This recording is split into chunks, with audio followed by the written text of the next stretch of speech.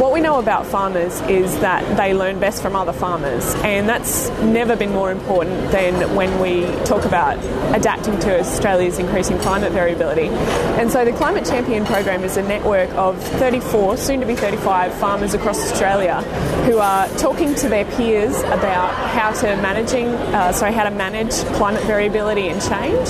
And they're also having conversations with researchers about what farmers need from climate research so that they can get the most out of their businesses, stay productive, stay profitable and on the farm. It's a really exciting initiative. Lots and lots of links coming up. They've won a couple of awards, so people are sort of sitting up and taking notice, and we really hope that that translates to maybe changes in practice and adopting new techniques and sort of thinking more about how to manage risk on farm for these regional communities.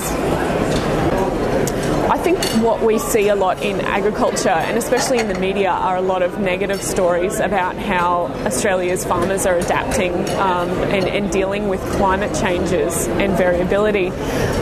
And I think that the Climate Champions are really keen on having more positive stories out there, because Australian farmers have been adapting, for as long as they've been farming in Australia.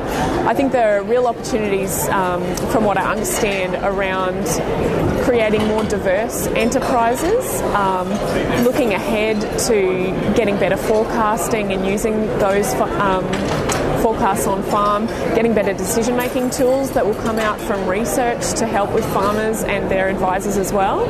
So I see that there are a lot of opportunities for people who are ready to take a leap and start thinking more about managing climate risk.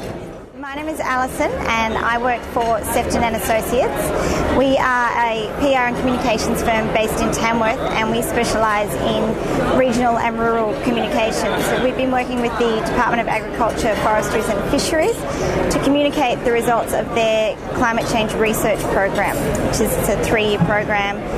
They've had over $46 million in funding to work on climate change research in agriculture and on-farm demonstrations. So the biggest, I think sometimes the biggest issue with this sort of research is getting the word out there and letting everyone know that the research has been done and what it means for the farmer. So the farmers really need to know, A, that it's there, and then B, what they can do and how they can take that research on board.